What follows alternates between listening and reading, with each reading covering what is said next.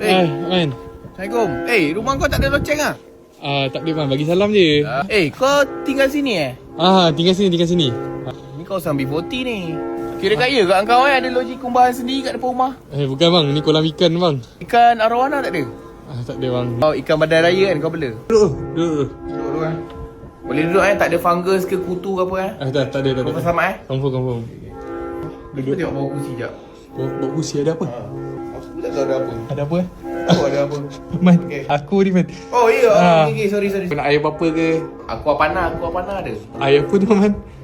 Kau tak ada? Tak ada man. Tak apalah, Evian okey. Evin tu anak siapa man? My bad. Aku kopi 40. Kowe Kowe ada man.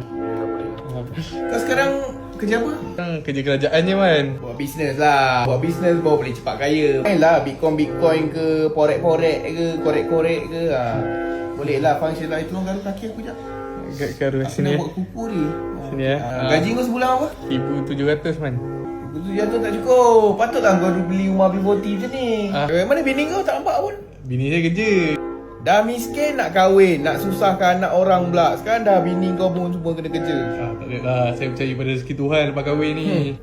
Semua benda nak salahkan Tuhan. Cuba usaha di sini.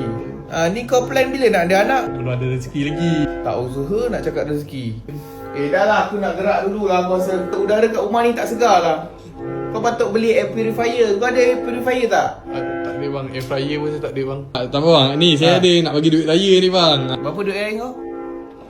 Kalau setakat RM5, RM10 kau simpan je. Sebab aku rasa kau lebih memerlukan.